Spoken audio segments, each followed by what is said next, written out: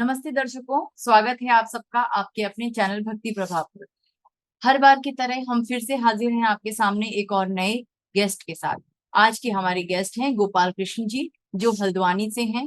ये एक retired principal हैं। लगभग 30 सालों तक इन्होंने सीबीएसई स्कूल में एज अ प्रिंसिपल अपना कार्यभार संभाला।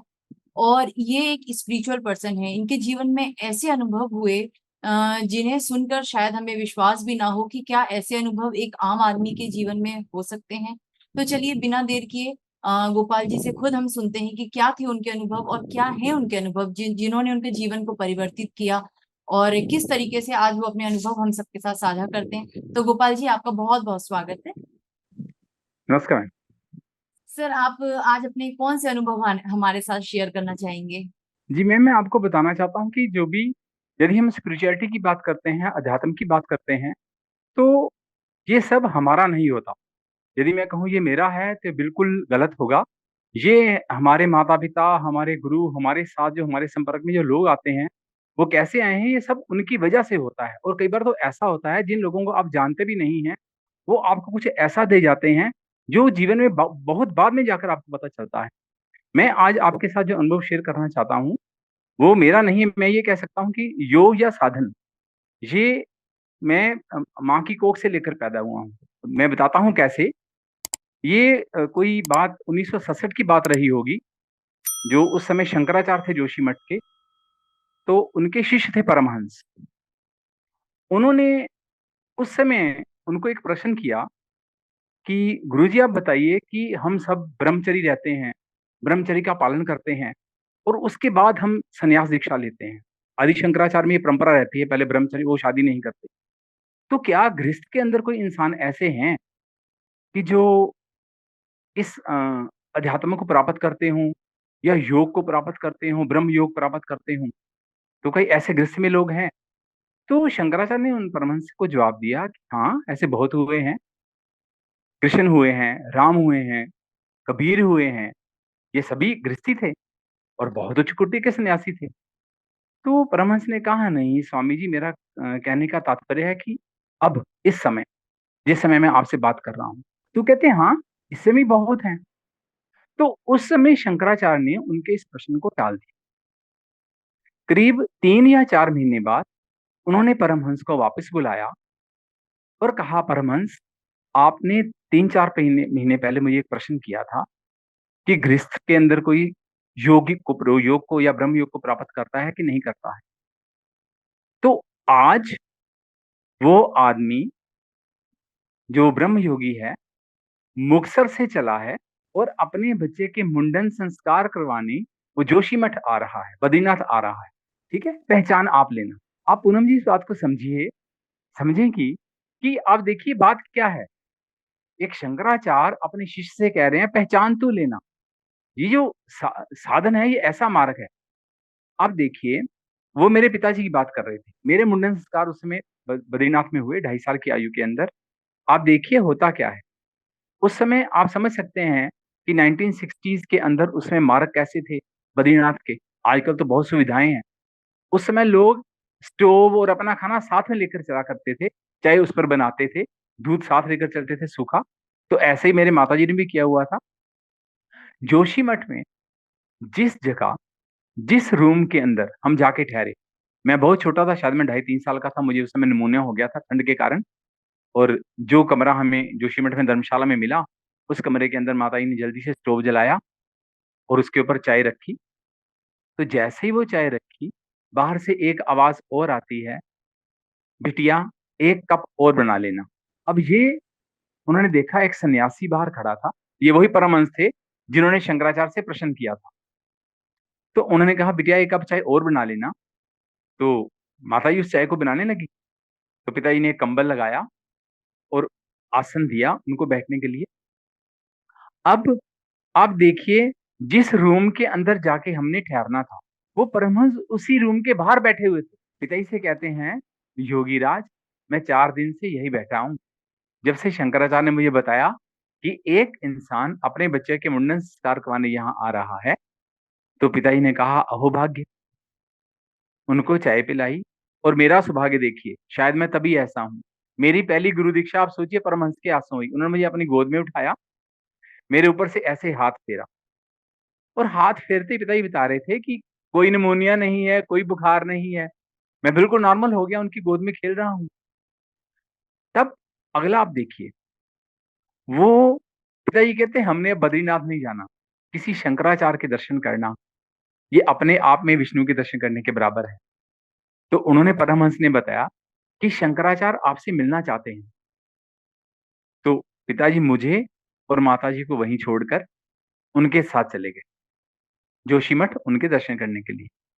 अब आप देखिए, उस समय फादर कहते हैं मैं जा रहा हूं, और शंकराचार्य जिस तरह से चलते हैं, आपको पता उनके आगे हजारों शिष्य चलते हैं, वो फूलों की बारिश करते हैं और उन फूलों के ऊपर वो चलते हैं। तो शंकराचार्य उस समय वो मुझे आगे से लेने के लिए आ रहे थे।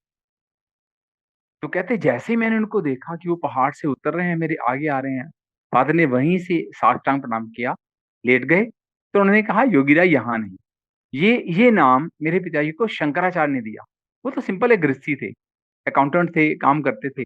लेकिन आज मैं इस बात को समझ रहा हूँ कि जो साधक है वो कभी साधारण नहीं होते, वो असाधारण होते हैं। उन्हें जब तक कोई देख नहीं लेता, जब तक कोई पहचान नहीं लेता।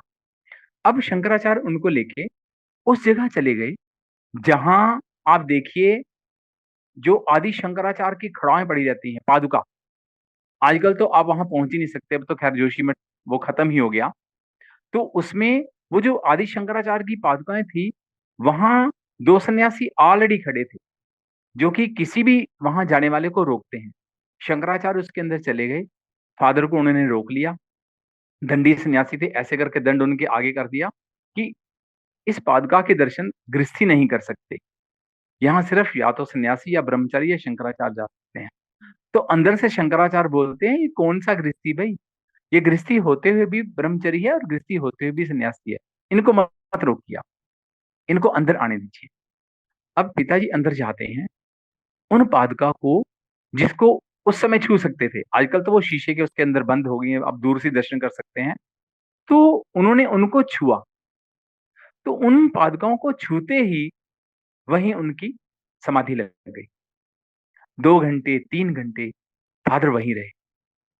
3 घंटे के बाद परमहंस ने आदि जो शंकराचार्य थे उससे उनको कहा महाराज ये गृहस्थी आदमी है, इनके बच्चे और बीवी नीचे इंतजार कर रहे हैं, ये तो यही साधना में लीन हो गए।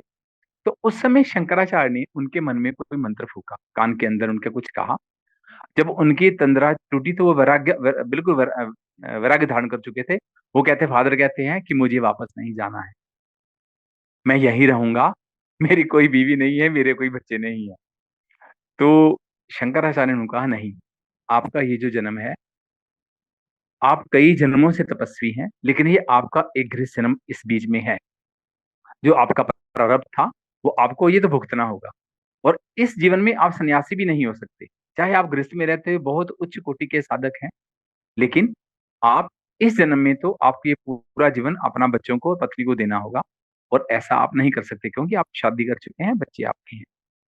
तो आप अब नीचे जाइए, और ये हमारा सौभाग्य है कि हम एक गृहस्थी के दर्शन कर पाए, जो जो गृहस्थ में रहते हुए भी इतनी साधना करते हैं। फादर को उन्होंने ये कहकर नीचे भेज दिया, और उसके बाद फादर ने जाकर वहां बद्रीनाथ है उनके दर्शन किए। ये एक वो घटना है।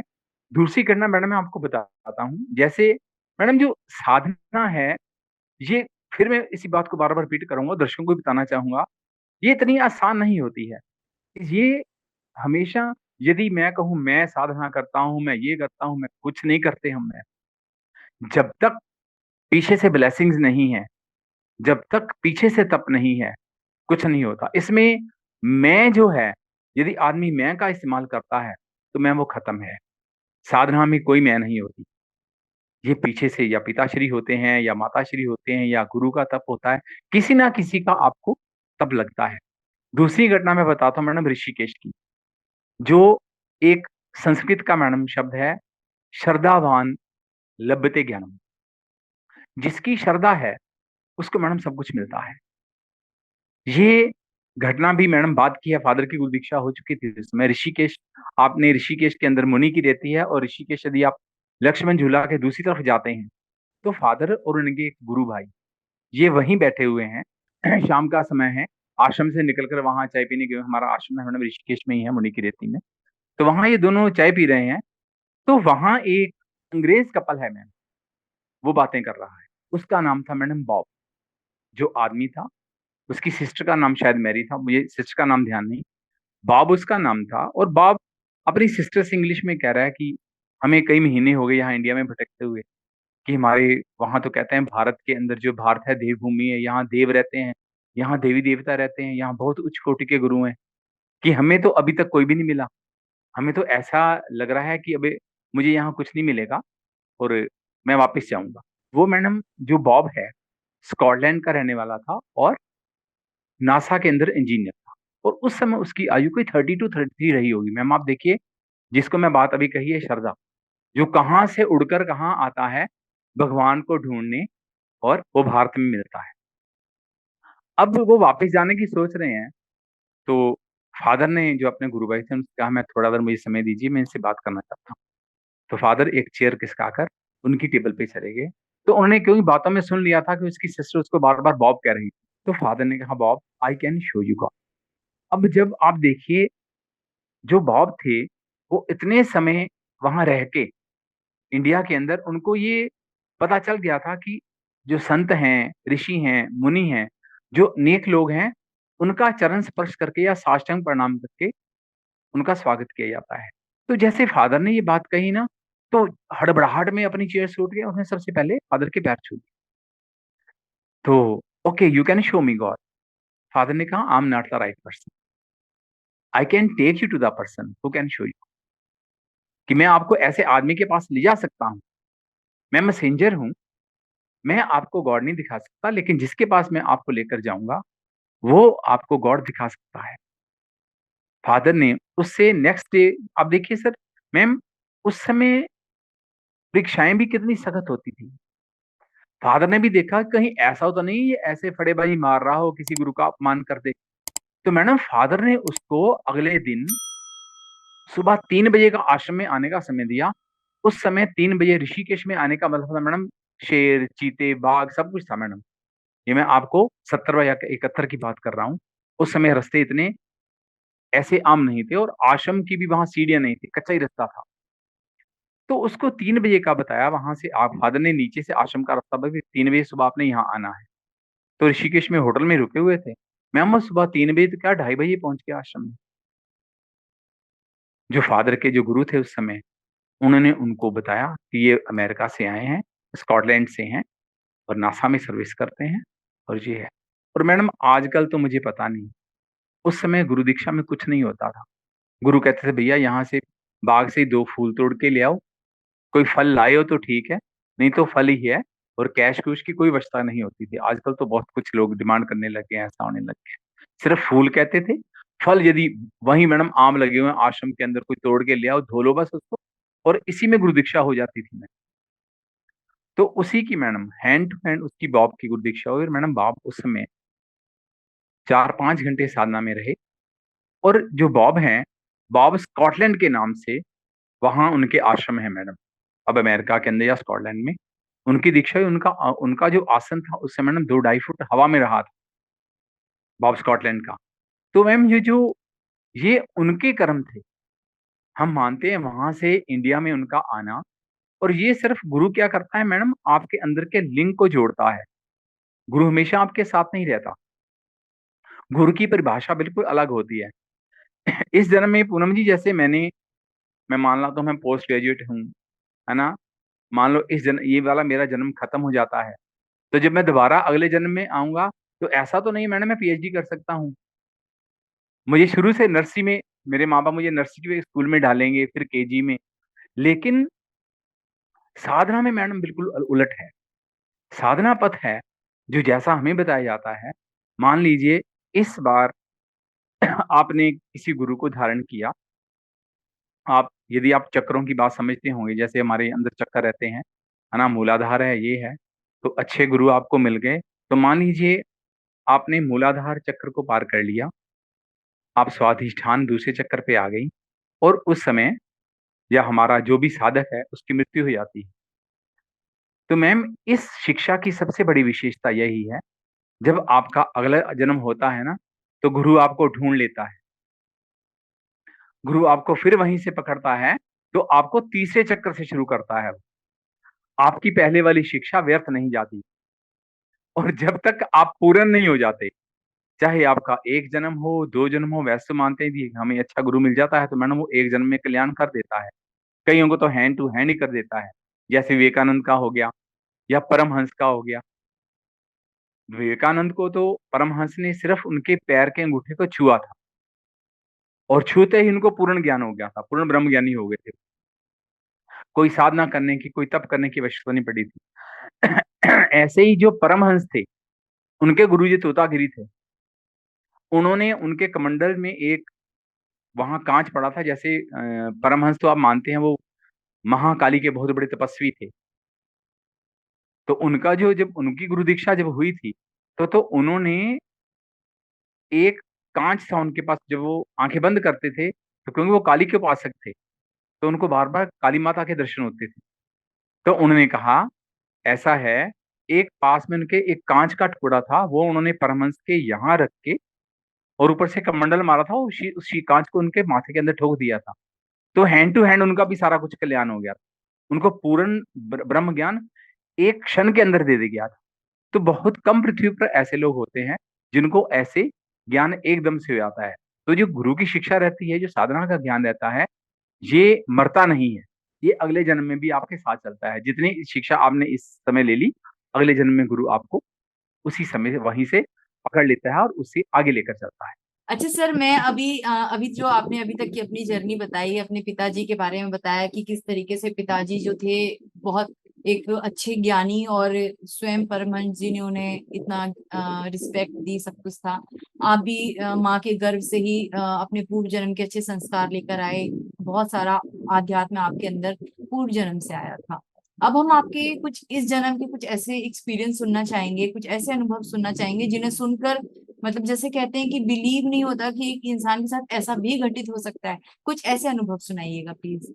मैम देखिए, जैसे मैंने कहा ना कि माँ की कोख से लेके पैदा होना, है ना, इसको जैसे मैंने कहा कि जब फादर मुझे वहां लेके गए, मुंडन संस्कार मेरे वहां हुए।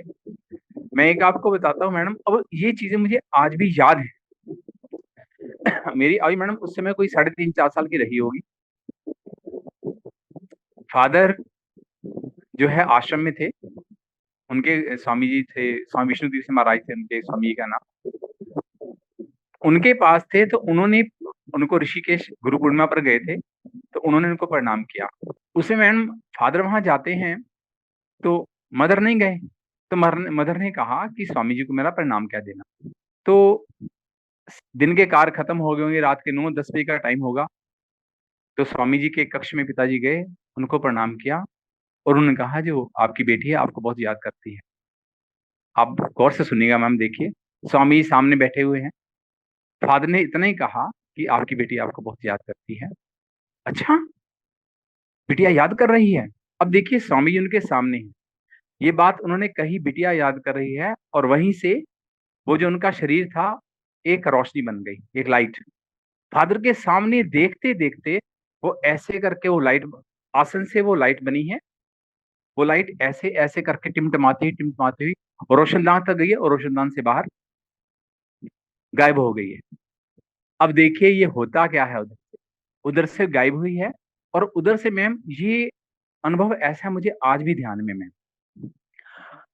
इस तरह से हमारा मंदिर का कमरा इस तरह से था, बीच में बालकोनी थी और सामने हमारा बेडरूम था, यानी कि मंदिर और बेडरूम अपोजिट थे। और हम उस समय 3 भाई थे मैडम, बाद में तो हम 5 हो गए, और मैं सबसे छोटा था। और मैं अपने माता जी को, जैसे बच्चा अपनी माँ को ऐसे जप्पी डाल के सोता है, तो मैं अपनी माता जी के साथ सोया हुआ था। अब जो हमारे मंदिर के कमरे को कुंडी लगी हुई थी मैम, वो कुंडी खुलती है, और उस मंदिर से कोई पादुका, लकड़ी की पादुका से आदमी चलकर आता है, टक टक टक। मैं तो छोटा था मैडम, मैं डर गया, और अपने माता जी को और जोर से पकड़ लिया। वो मंदिर से होता हुआ आदमी उस कक्ष में आता है जहां हम सोए हुए हैं, और वो आकर माता जी के सिर के ऊपर हाथ फेरता है। अब जैसे मैम वो माता जी के सिर पर हाथ फेरता है ना, तो माता जी को पूरी आप क्रियाएं समझती है मैडम। यदि गुरु हमें दीक्षा देता है ना, तो हमारा शरीर बहुत जोर से कांपता है, ऐसे ऐसे कोई हंसता है, कोई रोता है, क्रियाएं होती हैं। तो माता जी को उस समय बड़ी जोर से क्रियाएं होनी शुरू हुई। माता जी ने कहा स्वामी जी। अब वो सिर पर हाथ फेर के गायब हुए, और माता जी को जब क्रियाएं हुई, तो मैडम साथ में क्रियाएं किसको हुई? मुझे। क्योंकि मैं माता जी को जप्फी डाल के सोया हुआ था, मैं भी साथ में कांपना शुरू हो गया। आप देखिए, इसको हम कहते हैं कि जैसे पहली गुरु दीक्षा होना। फादर मुझे बताते हैं कि तेरी पहली गुरु दीक्षा तो वहां स्वामी परमहंस से हुई, जिसने आपके सिर पे हाथ फेरा। दूसरी तब हुई जब जब माता जी के सिर पर उन्होंने हाथ फेरा, और साथ में मैं कांपना शुरू हुआ। अब ये जो क्रियाएं मैडम, इधर से उधर से स्वामी जी गायब हैं रूम से, फादर उनको पूरे आश्रम में ढूंढ रहे हैं, और इधर वो हमारे कक्ष में होकर चले जाते हैं, और माता जी उठकर बैठ जाते हैं, और साथ में मैं भी उठ के बैठ जाता हूँ। मुझे ध्यान है, मैं उठ के रो रहा था। मुझे नहीं पता अब 3 साल का बच्चा उसमें क्या करता है क्या नहीं करता। मैं डर गया था भाई क्या हुआ है। लेकिन फादर जो मदर हैं, वो अपनी चारपाई के ऊपर ही समाधि में थे, और मुझे गोदी में लेकर उन्होंने ऐसे हाथ रख के शायद सुला दिया होगा। ये जो अब उधर से फादर कहते मैं ढूंढ रहा हूं उनको, इधर से वो मदर को आशीर्वाद देके वापस चले जाते हैं। और उसी जब फादर वापस कक्ष में आते हैं, ये वो वही रोशनी से जो है, वो रोशनदान से होती हुई आसन पर आके बैठती है, और वापस उस गुरु में परिवर्तित हो जाती है। और उनको कहते हैं फादर को भी बागी जी बोलते थे, पूरा नाम मेरा गोपाल कृष्ण बागी है। तो बागी जी क्या देख रहे हो, क्या ढूंढ रहे हो? तो ये जो उनका अनुभव आप देखिए कि जो संत है मैडम, रहते हैं, देखने वाला चाहिए, जो दृष्टि है हमारी कैसी है। आप मैम मेरा अनुभव सुनना चाह रहे थे। अब ऐसे छोटे छोटे बहुत हैं, कितने सही हैं, लेकिन मैं आपको बताता हूँ जो वाकई ही हमारे रोंगटे खड़ा करता है। आप देखिए मैडम, मेरे फादर भी बहुत अद्भुत थे। मैंने कई बार उनसे कहा कि मुझे गुरु दीक्षा लेनी है, तो मेरे फादर कहते थे गुरु के लिए भाई मरना पड़ता है। मेरा गुरु तेरा गुरु नहीं हो सकता, गुरु कोई किसी के बाप की विरासत नहीं है। अपनी साधना करो, अपनी तपस्या करो, गुरु को ले लो। जबकि मैडम जो मेरे गुरु हैं, वो हमारे फादर के बचपन के दोस्त हैं। उनके बहुत सारे अनुभव हैं, वो फिर कभी आपसे साझा करूंगा, हजारों ही हैं। तो जबकि इतने क्लोज होते हुए वो बाद में सन्यासी हो गए, तब भी फादर ने कभी सिफारिश नहीं कही। मैंने खुद ऋषिकेश गया, उनके एक दिन आश्रम में उनके पैर पकड़े, मैं कहा स्वामी जी मुझे भी आप गुरु दीक्षा दे दीजिए। तो उन्होंने कहा गोपाल ऐसा है ना, हमें वो नंबर से बुलाते थे, नंबर 1, नंबर 2, 3, सबसे बड़े वाला नंबर 1। तो जब समय आएगा तो आपको बूंद नहीं, आपको सागर ही देंगे। खैर मैडम मेरी गुरु दीक्षा हुई। अब लेकिन मेरा सौभाग्य या दुर्भाग्य कहिए कि जब मेरी गुरु दीक्षा हुई, उस समय मेरे फादर इस पृथ्वी पर नहीं थे। वो 1992 में वो उनका देहांत हो गया, और मेरी गुरु दीक्षा मैडम होती 90 उनकी उनकी जनवरी में डेथ होती है, और मेरी 92 जुलाई में मेरी गुरु दीक्षा होती है 19 स्वामी। और जो क्योंकि अनुभव है मैडम, यदि हम स्पिरिचुअल अनुभव कहते हैं, तो उनके अंदर गुरु का रोल तो रहता ही रहता है। आपको मैंने जैसे मैडम लल दद के बारे में बताया था, जो मेरा व्यक्तिगत अनुभव है, और ये बहुत ही अजीब है, और विश्वास भी नहीं होगा। मेरे एक गुरु भाई हैं मैम, उन्होंने मुझे एक हमारे स्वामी जी की लिखी हुई किताब है लल दद के बारे में। लल दद यदि आपने मैडम सुना होगा, तो ये कश्मीरी सेंट है मैडम। ज्यादातर लोग कहते हैं जब और ये मैडम सीबीएसई करिकुलम के अंदर है उनकी कविताएं जो हैं, जैसे रस खान की सवैयां हैं, कबीर के दोहे हैं, ऐसे ही लल दद के वाक हैं। तो ये शायद यदि हम सीबीएसई के करिकुलम में 9th या पता नहीं 7th या 8th 9th के अंदर जो लल दद के वाक हैं, तो लल दद एक बहुत बड़ी कवित्री भी हुई। और ज्यादातर उनकी तुलना हम मीरा से करते हैं कि जो लल दद हैं वो मीरा जैसी थी। लेकिन मैं कहता हूँ लल दद मीरा जैसी नहीं थी, मीरा लल दद जैसी थी, क्योंकि लल दद मीरा से बहुत पहले हुई है, गुरु नानक से बहुत पहले हुई है। तो ये शायद यदि मैं गलत नहीं तो 11वीं या 12वीं सदी में हुई होंगी, या 13वीं सदी में हुई होंगी। और मीरा उसकी काफी बात हुई है। तो उनकी उनके बारे में एक उनका कुछ जिक्र हमारे गुरुदेव ने एक किताब के अंदर किया था। तो मेरे एक गुरु भाई ने मुझे कहा था कि आप उस किताब को पढ़िए, तो आपको पता चलेगा लल देवता कितनी बड़ी सेंट थी। हम उन्हें कवित्री के रूप में जानते हैं। और ज्यादातर मैम यदि आप लल देवता को गूगल के ऊपर सर्च करेंगे तो उनकी फोटो आपको नगण्य मिलेंगी, पूरी नगण्य। उनकी एक अलग से स्टोरी है, वो ऐसा क्यों हुआ। तो वो नगण्य का मतलब है वो अग्नि से उनका शीर ढका रहता है, या बालों से और अग्नि से, ये पूरा उनका शीर ढका रहता है। उस किताब को मैडम मेरे गुरु भाई ने मुझे दिया, मैंने उसको पढ़ा। तो मेरे पास डायरी में मैडम वो डेट भी कहीं नोटेड है, जिस रात को मैं उस किताब को पढ़ के सोया। और मेरे मन में एक शंका जागी कि हम उनको ललेश्वरी भी कहते हैं, या ललेश्वरी महामाया, ललेश्वरी देवी भी कहते हैं। तो मेरे मन के अंदर क्वेश्चन पुट हुआ है कि आप क्या करती थी, आप संत की उस पराकाष्ठा को आपने प्राप्त किया कि हे ललेश्वरी माँ, आप क्या करते थे। बस मैडम मेरा ये क्वेश्चन का जवाब मुझे मानिए मिल गया। रात को करीब 2-2:30 का समय था। ये मैडम गंगानगर की बात है, मैं उस समय गंगानगर में था।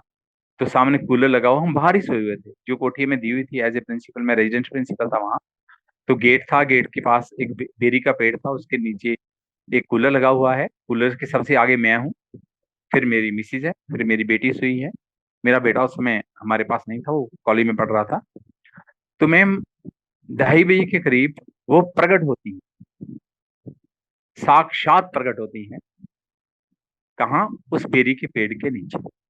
और मैडम यदि हम मैं बात करूंगा तो आपको लग रहा, लोग जब हम मैं कहता हूँ ना मैंने ललित को देखा है, तो लोग मजाक में कहते हैं हाँ यार मैंने भी देखा है, मैंने फोटो में देखा है। लेकिन मेरे देखने का पर्पस मैम आप समझ पा रहे होंगे कि मैंने उनको प्रत्यक्ष देखा है, जिसको आप हम कहते हैं मैंने जैसे उनके दर्शन किए हैं।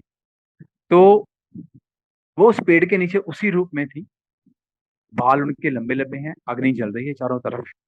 और मुझे भी एक बार लगा कि मैं सपना देख रहा हूँ। तो जैस बस आप उसको एक बार तो सपना ही समझिए।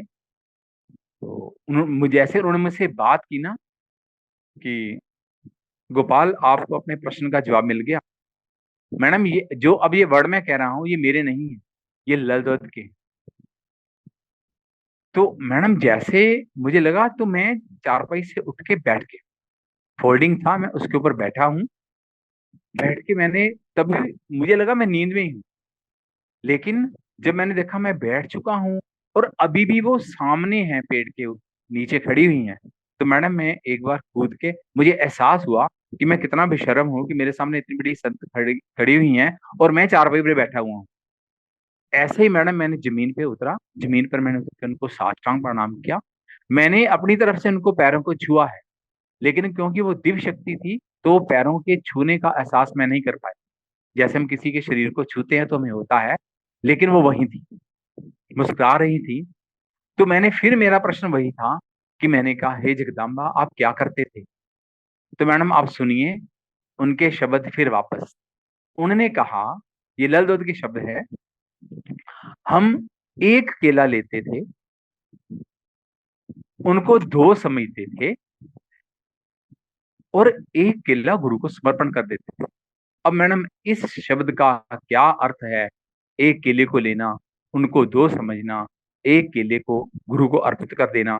इसका मतलब मेरे हिसाब से जितना मेरा दिमाग काम करता है मैडम, ये पूर्ण समर्पण हो सकता है।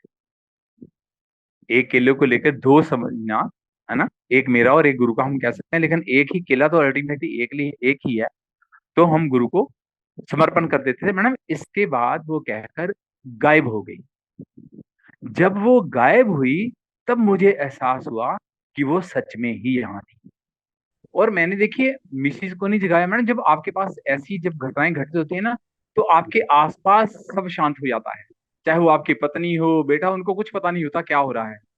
तो मैडम मैंने जल्दी से अपने फोन को उठाया और उसी समय अपने मित्र को लगाया, उस गुरु भाई को जिससे मुझे वो किताब दी थी। तो मैडम आप बिलीव नहीं करें, अब तो वो सन्यासी हो गए हैं। तो वो उसी समय वो शायद हैदराबाद में थे। जैसे मैंने उनको बताया मैंने लल दत्त को देखा है, उन्होंने रात को अपने वहां जहां रह रहे थे उनको सोने नहीं दिया। कहते मैं तो अभी गोपाल के पास जाऊंगा। वो 2 दिन बाद 3 दिन बाद मेरे पास जो बस मिली, पहले उनको जो जिस तरह से मेरे पास पहुंच गए। और जहां मैंने उनको बताया कि लल दत्त यहाँ पर थी, मैडम उस इंसान ने वहां इतना मतलब कि साष्टांग प्रणाम करके अपने नाक से खून निकाल लिया, इतना नाक रगड़ा उन्होंने उस जगह पर। और ये जो उनको जब मैंने बताया, वो इतना रो रहे थे, कहते गोपाल मैंने इस किताब को यार 3 बार पढ़ा, 4 बार पढ़ा, मुझे तो नहीं दर्शन हुए। अब ये तो मैडम आप भी समझेंगे, ये तो भाग्य भाग्य की बात है। या सबसे बड़ी बात है भाव, जो हमारा भाव होता है ना। और मैं इतना सौभाग्यशाली कैसे हो गया, उनकी क्या, ये तो शायद मैडम गुरुदेव की या पिताश्री की उनकी कृपा हो सकती है कि हमें ऐसी जो है पुण्य आत्माओं के दर्शन हो जाते हैं, है ना। और दूसरा मैडम एक और बात, मैं इसको शॉर्ट करके इसी बात को यही खत्म करना चाहूंगा। एक लोगों के अंदर एक भाव रहता है, अच्छा आपने नलदल को देखा है, आपने इसको देखा है, आपने कुछ मांगा क्यों नहीं। हम भिखारियों की तरह मांगते रहते हैं, है ना, भाई कुछ भी मांग लो, ऐसा नहीं होता मैम। जिस समय उस भाव में आप होते हैं, तो वो जो भाव होता है वो सिर्फ एक लगन का एक, वो आपके ऊपर इस तरह से कुछ होता है कि आप अपने आप में नहीं होते उस समय, वो भगवान ही जानता है वो क्या रूप रहता है। और यदि हम इस भाव में, जिस भाव में मैं और आप बात कर रहे हैं, हम तो फिर सारे ब्रह्मांड की सारी चीजें मांग ले, ये भी है ना, ये भी दे दो, ऐसा नहीं होता। जब कोई महापुरुष आपके सामने, अच्छा वो आपको क्या देके जाते हैं मैडम, ये सिर्फ आपको पता होता है। आपके पास से ब्रह्मांड का ज्ञान रहता है, जो ज्ञान है वो ज्ञान की पराकाष्ठा आपके पास रहती है। आप बहुत कुछ आपके पास जाता है, और वो उसी के पास जाता है मैम जो उसके लायक होता है। ये जो ज्ञान होता है मैडम, जरूरी नहीं मेरे बच्चों के पास जाए मैम, ये ज्ञान किसी का नहीं होता मैम, ये उसी के पास जाता है जिसके भाग्य में होगा, और जो जो जिसकी जितनी श्रद्धा होगी वो उतना ले जाएगा। ये तो मैडम हम कहते हैं ये वाला जो ज्ञान होता है वो जरूरी नहीं हमारे बच्चों के पास जाए, ये कोई जायदाद नहीं है, कोई प्रॉपर्टी नहीं है, वो यकीनन मेरे बच्चों के पास जाएगी, कानून उनको देगा। लेकिन जो ज्ञान होता है वो तभी ले पाएंगे यदि उनके पास वो श्रद्धा होगी, उनके पास वो भाव होगा, उनके पास वो नेकी होगी, वो तभी ये हो सकता है। ये जो है ना, ये जो जैसे मैं आपको बताना चाह रहा हूँ, जैसे मैंने आपको बताया था कि मेरे जो फादर हैं और जो हमारे जो स्वामी जी हैं, वो यंग युवावस्था से एक दूसरे को जानते थे। हम्म। और उस समय मैडम यदि आपने एक हिमाचल के अंदर जो है एक बाबा बालनाथ की गुफा है, जिसे लोग शाहतलाई के नाम से जानते हैं, आज भी लोग वहां जाते हैं, पता नहीं आपको पता है कि नहीं पता है।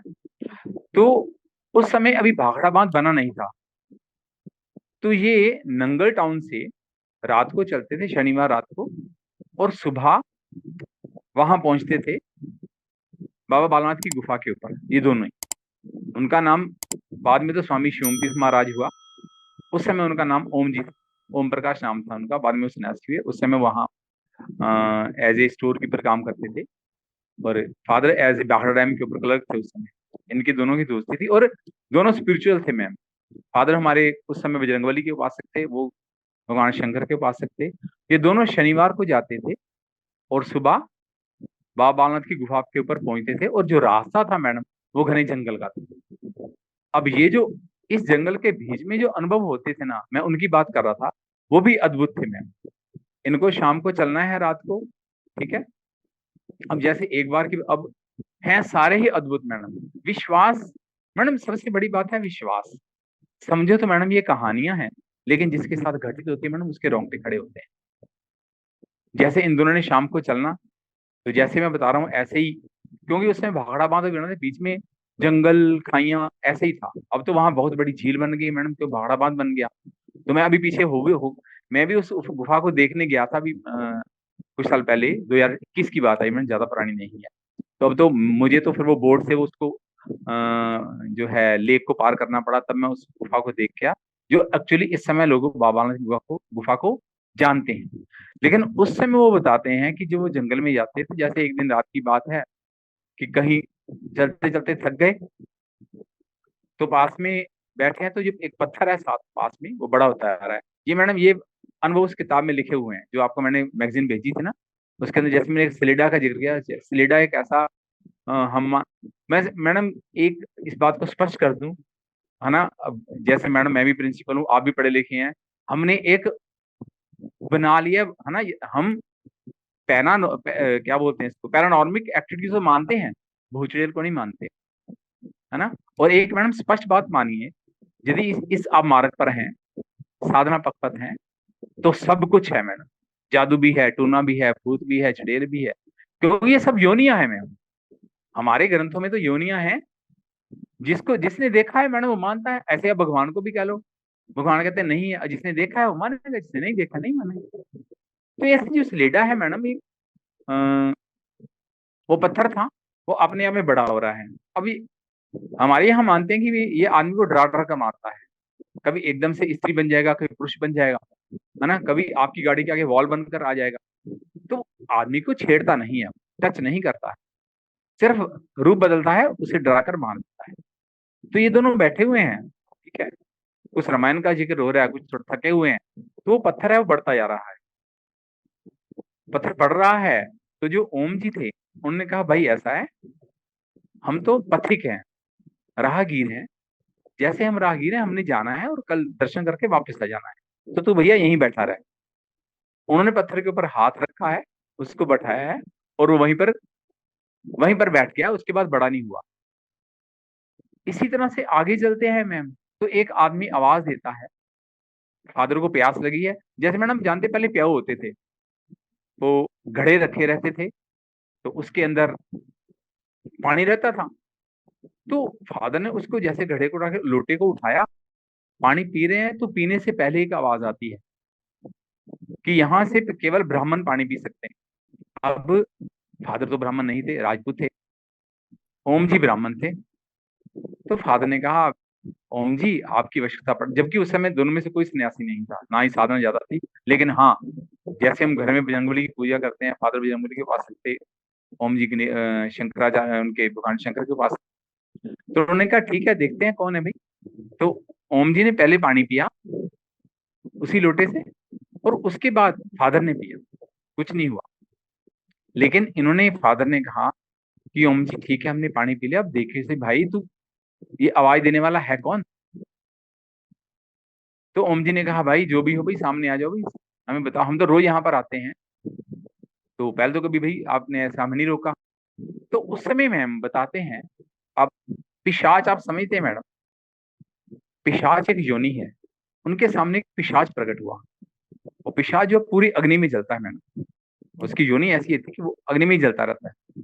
जो बहुत आदमी बुरे कर्म करते हैं ना मैडम, वो कई कई वर्षों तक पिशाच की योनि में ही जाते हैं। पेशाब की योनि की यही है, वो कुछ नहीं खा सकता मैम, अपनी गंदगी खाता है, वही खा सकता है, क्योंकि चारों तरफ अग्नि होती है। तो वो अग्नि में, चारों तरफ अग्नि है, और काला धूल सा था, प्रकट हो गया। अब अच्छा भाई तू था, तो उसका था, उसने कहा कि आप ब्राह्मण हैं, आप थोड़ा सा पानी मेरे ऊपर फेंकेंगे तो मेरा कल्याण हो जाएगा। तो उस समय, क्योंकि मैडम ये बातें ना आपको समझ आएंगी ना मुझे समझ आएंगी, क्योंकि इसका अर्थ क्या होता है, कल्याण क्या होता है, वो कर सकता था, या पिशाच को पता था कि आने वाला बहुत बड़ा उच्च कोटि का सन्यासी है। तो उस समय उन्होंने कहा था कि ऐसा है, आज के बाद आप किसी को नजर नहीं आएगी, आपका कल्याण होगा या नहीं होगा। लेकिन मैडम ये मैं अभी जब पीछे 2021 में, हमारे गुरु भाई हैं वहां रहते हैं नंगल के अंदर, तो मैंने, उन्होंने मुझे बताया, क्यों मेरे फादर ने तो मुझे कभी बताया कि उसके बाद कि जब ओम जी जब सन्यासी हो गए, तो उसके बाद वो नंगल टाउन में गए थे, उसी पेड़ के पास गए थे जहां वो पिशाच था। तो उन्होंने बताया, ये मुझे नहीं पता, जो रामाश्रय जी हैं हमारे गुरु भाई हैं बड़े, उन्होंने बताया था कि उन्होंने उस पिशाच का कल्याण कर दिया था, और उसके बाद वो किसी को नजर भी नहीं आया, क्योंकि उन्होंने उसकी कोई पूजा वगैरह कही। क्योंकि सन्यासी होने के बाद तो मैडम, जो सन्यासी है वो तो एक बहुत बड़ी उपाधि होती है, उनके पास बहुत सारी शक्तियां रहती हैं, और उनके पास ये ताकत रहती है कि वो किसी पिशाच का कल्याण कर सकते हैं। तो मुझे उन्होंने बताया था कि हाँ, हमने, उन्होंने उसका कल्याण कर दिया। वो एक आपने जो आर्टिकल भेजा था उसमें कहीं पढ़ा था मैंने, वो नाग हाँ और हाँ कुछ सांप मैडम वाला जी, था। जी जी जी जी जी मैडम, हाँ आपको ध्यान है, मैं भूल गया। वो मैडम ऐसा, वो इसी चीज का हिस्सा है मैडम। मैं जैसे मैंने बताया कि ये वहाँ, जो वो अनुभव थे वो उसी गुफा के ही हैं। जैसे उस एक दिन की क्या बात हुई कि जैसे ये डेली जाते थे वहां, तो उसके अंदर मैडम एक ओम ने प्रकाश का उसमें बताया, उसके अंदर ये तो सर, ये जो अब बता रहा हूँ अनुभव मैडम, ये सारे रिटर्न है, ये उस मैगजीन में छपे हुए हैं। जैसे एक तो था मैडम उसके अंदर कि जैसे एक दिन जा रहे हैं, तो इनके आगे जाते जाते वहां पर बहुत सारी, एक गोल चक्र सा है, उसमें कितनी सारी लेडीज हैं। ठीक है, अब आप उनको मैडम नेगेटिव शक्तियां कहें इंग्लिश के अंदर, जो हम साइंस में जो मर्जी कह दें मैडम, है ना, लेकिन हम उसे मान मान लीजिए कि वो या कुछ एक गोला सा है और उसके ऊपर वो रोटियां बना, बहुत सारी स्त्रियां हैं और उसके ऊपर रोटियां सी बना रही हैं और इनके रास्ते के अंदर है, और किसी की शक्ल टेढ़ी है, किसी को भी है। अब जंगल के अंदर मैडम, अब कौन सी नेगेटिव शक्तियां हैं, क्या हो सकता है क्या नहीं हो सकता। तो जो उस समय मैडम हमारे फादर की शादी नहीं हुई थी, ओम जी की शादी हो चुकी थी। तो उन्होंने कहा बागी जी ऐसा है, पहले आगे मैं जाता हूँ। तो हम कभी पीछे तो हटे नहीं, हम तो भैया बाबा बालकनाथ के दर्शन करने जाते हैं, सुबह ही वापस आएंगे। अब यहाँ तो एक का मरना तय है, ये हटेंगे नहीं आगे से। ठीक है, मैं आगे जाता हूँ, आप पीछे रहिए। तो फिर फादर रोने लगे, कहते यार ये क्या बात कर रहे हो, मरेंगे दोनों इकट्ठे मरेंगे, कुछ नहीं होता। हम तो नेक रास्ते पर हैं, नेकी के रास्ते पर चल रहे हैं, हम कोई बुरा काम नहीं करते, कोई ऐसा नहीं करते। तो भैया ऐसा है। तो मैडम उसके अंदर उस किताब में मैंने लिखा हुआ है, इनका एक था, शंकर जलाधारी तेरे चरण कमल से हरि भजन वांका खिरचारो नाका, ये ऐसे करके मंत्र बोलते थे। तो ये मंत्र बोल के दोनों इन्होंने कोशिश की कि उसके जो वो जोगटा सा था उसके अंदर कूद जाए। लेकिन क्या हो, जैसे ही ये कूदे ना, वो पूरा आगे आगे चलना शुरू हो गया, पूरे का पूरा उन लेडीज के साथ जो रोटियां सी बना रही थी वहां पे। अब क्या हुआ, थोड़ी देर के अंदर वो आगे चलना शुरू हो गया और ये भी चलते जा रहे हैं उसके पीछे पीछे। थोड़ी देर में मैडम एक आकाश से एक लाइट आती है और वो उसके बीच में गिरती है, और चबूतरे के ऊपर गिरती है, और वो सारा सब कुछ गायब हो जाता है। और वो जो रोशनी है पूरे जंगल को प्रकाशित करती है और इनके आगे आगे चलती है, और ये दोनों उनके पीछे पीछे चल रहे हैं। अब वो रोशनी इनको रास्ता दिखा रही है मैडम, क्योंकि जंगल में पूरी रोशनी हो चुकी है, ये उसके पीछे पीछे चल रहे हैं। और आगे जाकर वो रोशनी एक पेड़ के नीचे गायब हो जाती है। अब फादर ने इमीडिएटली टॉर्च निकाली और देखा कि ये कहाँ गायब हुई है। मैम आप हैरान होंगे, वो जो जहां वो लाइट जो गायब हुई है पेड़ के नीचे, वहां एक छोटी सी दुर्गा माता की फोटो थी, और उस फोटो के ऊपर धूप दिखा रखी थी। रात का समय है, 3-4 बजे का, 4:30 बजे का, चलो आप उसको प्रभात भी मान ली, यानी कि वहां किसी ने वो पूजा कर रखी थी, वो शक्ति थी जिसने इनकी रक्षा की उस समय।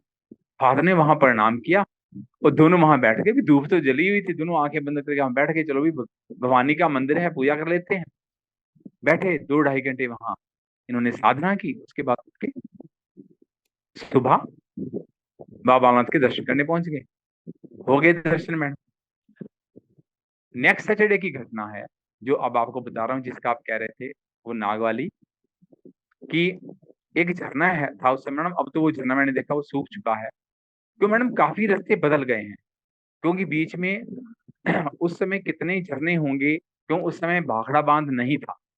और भाखड़ा बांध अपने आप में एशिया का सबसे बड़ा बांध है, 8 किलोमीटर की मिले मैडम वो झील है। तो वो उस समय कौन से रास्ते थे कौन से नहीं थे नहीं मिले। मैं तो जब पार गया वहां देखा, जो एक्चुअली अब मंदिर है। उस समय वो बताते हैं कि एक जैसे सुबह 3:30-4 बजे का समय रहा होगा, एक झरना था, जैसे उनका ठीक है सुबह का टाइम है, थोड़ा मुंह धो लेते हैं इसके ऊपर। तो जैसे ही वो फादर मुंह धोने लगे हैं, तो उस झरने के अंदर आके छपाक से एक सांप गिरता है सफेद रंग का। तो वो उसने पूरा फन लिया, ऐसे घुमाया।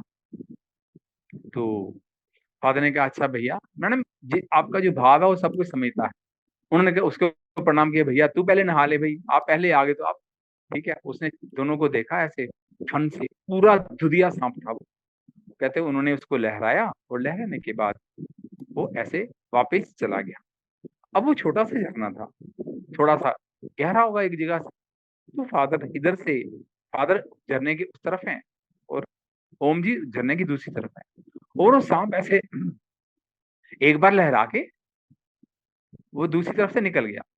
और जो ओम जी थे, फादर ने थोड़ा मुंह धोया और ओम जी सांप के पीछे पीछे भाग लिया। अब जब सांप के पीछे पीछे भागते हैं तो वो दूर से जाके उन्होंने आवाज ली, भागी जी यहाँ आइए जल्दी से, कुछ है। तो फादर ने जैसे भी थे आधा मुंह धोया, उनके पीछे पीछे भागे, तो आगे उन्होंने कहा, सामने उंगली की तरफ इशारा किया ऐसे कि आप देखिए वहां पे।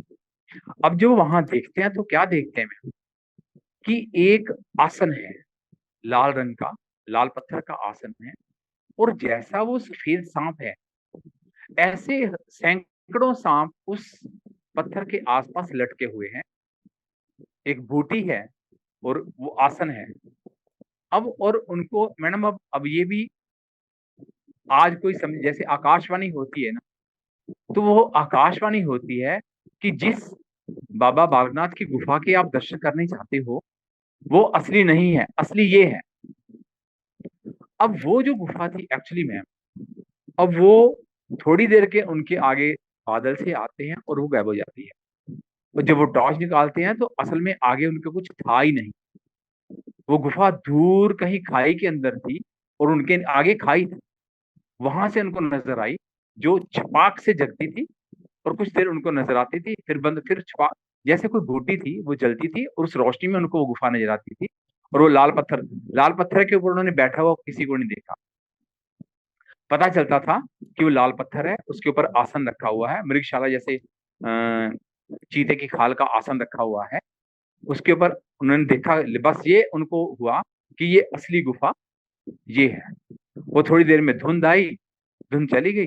सुबह जो ये बाबा बालानाथ की गुफा के ऊपर पहुंच जाते हैं और अपना ये अनुभव उस जो बाबा बालानाथ की गुफा का जो पुजारी है उसको बताते हैं।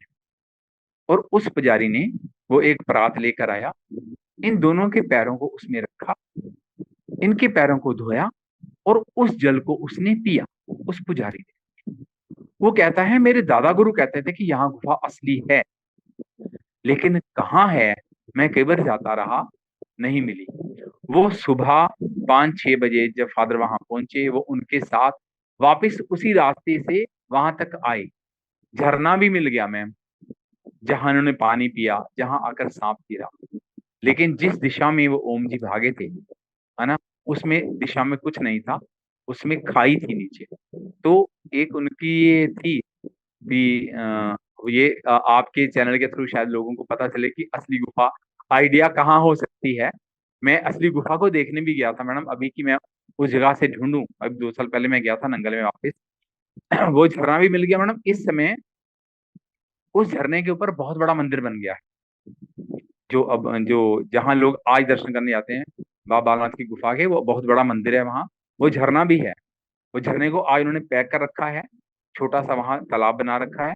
उसके तालाब से वो रास्ता, तालाब से पानी निकाल के आगे वो खेतों में देते हैं। वो जगह तो है, लेकिन उससे यदि राइट हैंड साइड में मैं जाता हूँ, जहाँ फादर ने कहा था कि वो जाकर, जहाँ वो सांप जाकर गायब हो गया था, उस दिशा में आज मैडम नीचे खाई है, वहां मकान बने हुए हैं। या तो वो जगह दब गई है, उसमें मकान बना दिए गए हैं, लेकिन ये अब समय के साथ है। मैं भी चाहता हूँ लोग वहां जाएं और उस जगह को देख के आए। मैं तो गया, एक बार नहीं मिली, शायद आगे कहीं किसी को मिल जाए तो शायद हम बाबा बालनाथ की उस असली गुफा तक पहुंच जाएं, जो फादर ने और ओम जी ने उस समय देखी। गोपाल जी, आपके अभी तक के जितने भी एक्सपीरियंस, हमने जो भी अनुभव आपने अपने पिताजी के शेयर किए या अपने भी जो शेयर किए, उन्हें सुनकर बस यही कह सकते हैं या यही लगता है कि जो दुनिया इन आंखों से हम देख रहे हैं, इस ये जो स्पिरिचुअल वर्ल्ड है या जो कहें एक गुप्त दुनिया, इससे बहुत परे है।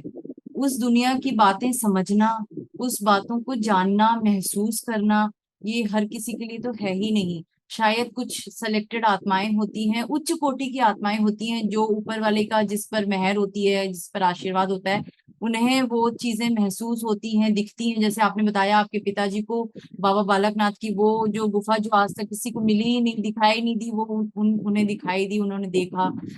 तो सब कुछ मिलाकर बस यही कह सकते हैं, आपने जैसे अनुभव शेयर किया, और भी कई हमारे साथ आते हैं जो बहुत अच्छे आत्माएं हैं जिन्होंने अपने एक्सपीरियंस शेयर किए, तो उन्हें सुनकर बस यही महसूस होता है कि ये जो हमारा जो दिव्य ज्ञान है, ये जो हमारी दिव्य दृष्टि है, ये खुले और ऐसी ही महसूसता, ऐसे ही अनुभव सबको हो, सबको प्राप्त हो, सब पर परमात्मा की कृपा हो, सब इस स्पिरिचुअलिटी के राह पर चलें, तो जल्दी ही सतयुग आ जाएगा, कलयुग का अंत हो जाएगा, क्योंकि नहीं मैम वही। देखिए, नहीं मैं आपको, हाँ जी, हाँ जी जी, आप, प्लीज मैम बोलें। आपकी बात हाँ का हाँ, जवाब बोलें। जवाब देना नहीं नहीं, चाहूंगा। बिल्कुल बिल्कुल। मैम सब कुछ है मैम, सकल पदार्थ हैं जग माही, कर्महीन नर पावत नहीं। ये तुलसीदास जी का है मैडम। अ, मैं तो बहुत एक मैं जनरली मैं कहता हूँ कि मैं तो जो नेक आत्माएं हैं ना, उनकी चरणों के धूल का एक कण हूँ।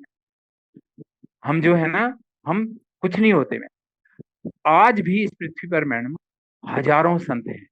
गुरु नानक आज भी इसी पृथ्वी पर है। मैं मीरा आज भी इस पृथ्वी पर है ना। आपको विश्वास हो ना हो, अच्छा जिन्होंने देखा है, जो जानते हैं, कारण मैं इसलिए कह रहा हूँ कि मैडम जो भी, मैंने लोगों को, ये कोई मैं ऐसी बात नहीं कह रहा कि जो बड़ी हैरान करने वाली है। एक सिंपल सी एक साइंस है मैडम स्पिरिचुअलिटी के अंदर। जो इंसान को जलाया नहीं गया, जैसे गुरु नानक हुए, वो गायब हो गए थे, उनकी डेड बॉडी नहीं मिली थी। आधी चादर मिली, वो आधी कहते हैं मोमडन ले गए, आधे हिंदुओं ने रख लिया, इधर रख लिया, है ना। ऐसे ही कबीर थे, उनकी बॉडी भी नहीं मिली थी मैडम, वहां फूल मिले थे। ऐसे ही जायसी थी, ऐसे ही ललद्वत थी मैडम, उनका भी कुछ नहीं मिला था। उनका वो एक गोबर के उसमें बनाया था, उनकी जो है जैसे बनाते हैं कबर टाइप में, और उसके अंदर उनका शरीर रखा, बाद में वो गायब हो गई थी उसके अंदर से। तो जो भी लोग इस तरह से गायब हुए हैं मैडम, वो आज भी पृथ्वी पर है।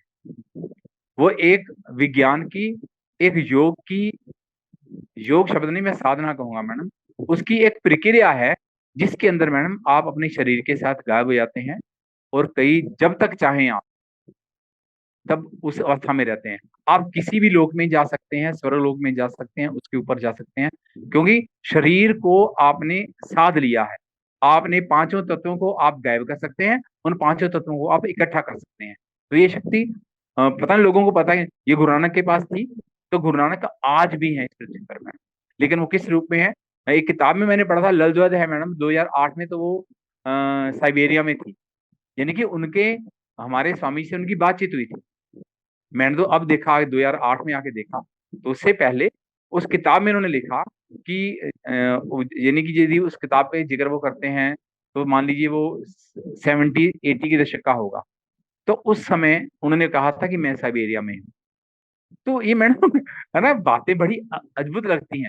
लेकिन मैडम यदि आप इस मार्ग पर है ना, तो कुछ भी ऐसा नहीं है जो संभव नहीं है। सब कुछ संभव है। आप उनसे बात कर सकते हैं, उनको देख सकते हैं, बोल सकते हैं। और मेरा तो लाइव एक्सपीरियंस है मैडम, और इसका मैडम ये नहीं कि हम बताना चाहते हैं लोगों को, बस इतना है, सब कुछ है मैम। यदि हमारे कर्म नेक है, हमारी सोच नेक है, और मैडम तभी आपको ये अनुभव हो सकते हैं। हम मलिनता के साथ कुछ नहीं मैडम। और ये गोपाल कृष्ण है मैडम, हजारों ही है मैडम। ये तो मेरा सौभाग्य हुआ, हम आपस में मिल गए, आपके चैनल से बात हो गई। नहीं तो मैडम हजारों ही ऐसे हैं जो गायब हैं, वो बात ही नहीं करते। ज्यादातर जो सेंट्स हैं आजकल टीवी पे आना चाहते हैं, और मैडम हजारों ऐसे हैं जो ना तो अपनी फोटो खिंचवाना चाहते हैं, ना वो टीवी पर आना चाहते हैं। वो चाहते ही नहीं, प्रचार चाहते नहीं है, वो प्रचार को द्वेष का कारण मानते हैं। प्रचार है तो वो कहते हैं हमारी साधना भंग हो जाएगी, हर तरह के लोग आएंगे, और उनके आने से सब कुछ खराब हो जाएगा। वो चाहते हैं मस्त रहें, एक कोने में पड़े रहें, बस ठीक है।